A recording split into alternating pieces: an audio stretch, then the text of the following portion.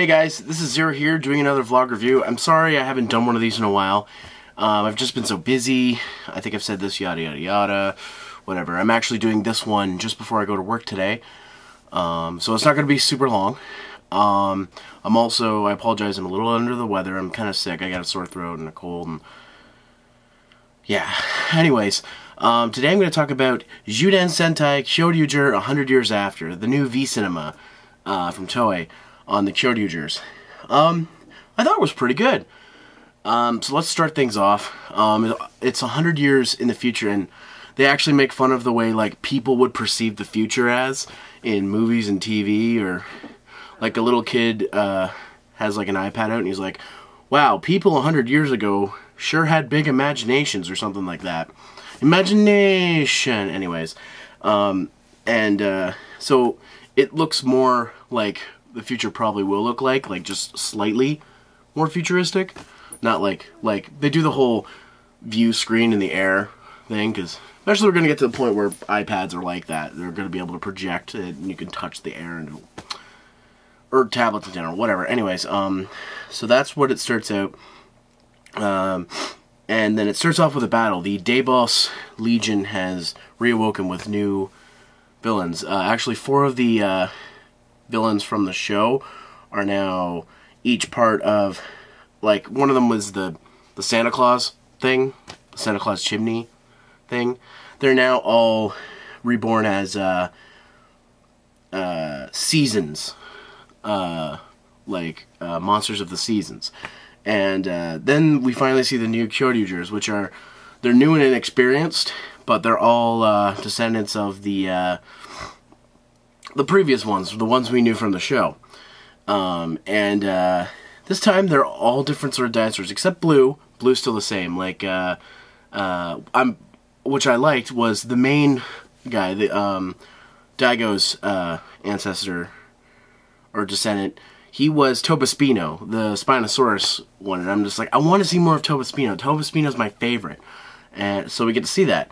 And they're all like different colors. Like I think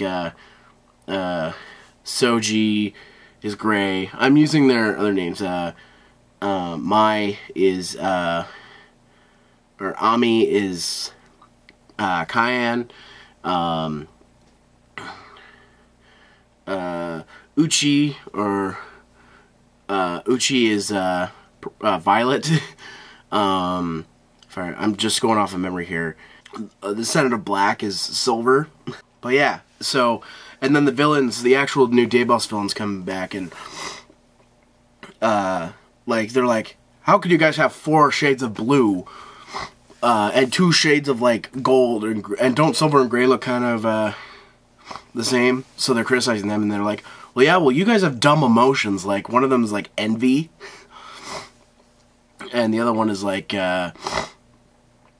I forget. Like, it's basically like if they did another season of Kyoryuger, they would have run out of ideas. Like, that's what they're making fun of. Like, because they're like, this is the most we can do with this these guidelines, and now like, it feels completely different. And then we find out those aren't actually the colors. Candelera now is taking over Torian's role as being the advisor for the Kyoryugers, and Lucky Hero is the apprentice advisor. And she's not doing a very good job. They've only been able to find those beast batteries. That's why they're those colors, and not the other ones. So the new leader, Dai, who's Daigo's descendant, is not sure about being a Kyoryuger. Like, he doesn't feel like he can do it. He feels like, what's the point?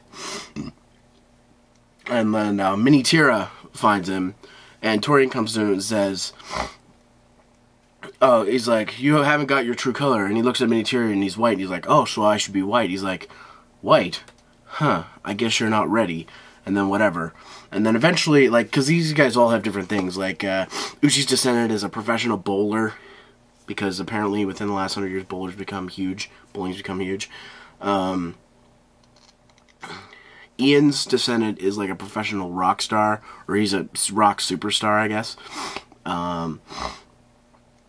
Mai and Dai are brother and sister. Or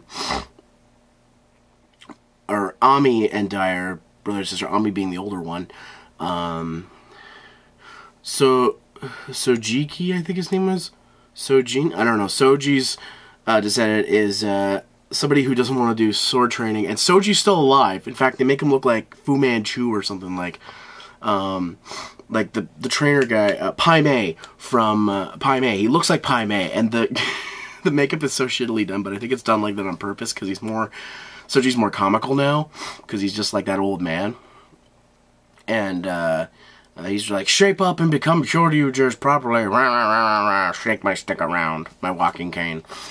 And Nobuharu's descendant is just kind of like this like awkward hick guy who makes jokes that even Nobuharu wouldn't be caught dead saying.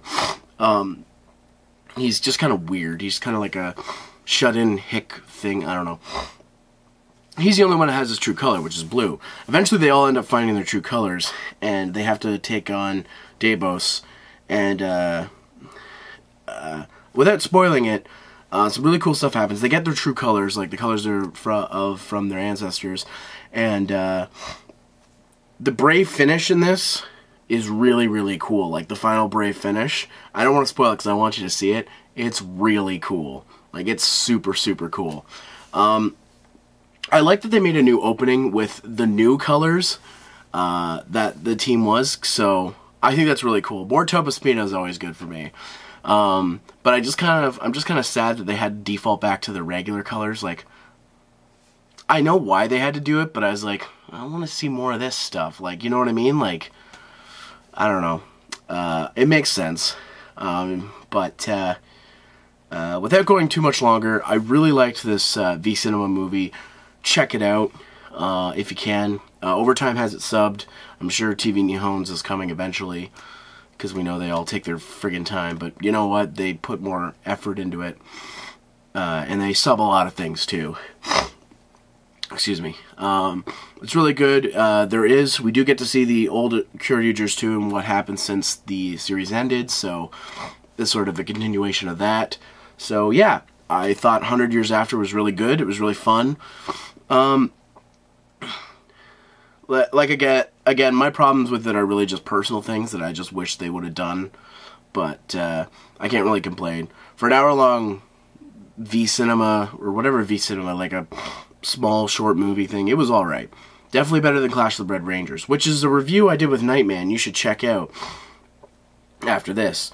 I'll put an annotation or something at the end. Anyways, guys, thanks for watching. I'll hopefully get to more vlog reviews soon. Stay tuned. Hey guys, thanks for watching my newest vlog review. If you could go ahead and subscribe to my channel, Zeromaster Reviews, like me on Facebook at Zeromaster fan page, and follow me on Twitter at Zeromaster, that'd be great. Also, I have a new crossover review up with Nightman 39. It's on Clash of the Red Rangers, the Power Rangers Samurai and RPM crossover movie. Unfortunately, I can't put the link up on YouTube due to Toei and Saban going after it for copyright reasons, but you can find it on RiverCityGamers.com, either in the description below, or you can click on the annotation on the video here, which will link you to another video, which will link it as well. Also, if you want to see my last game review on Legacy of the Wizard, you can click that right there as well. Thanks for watching, guys. See you next time.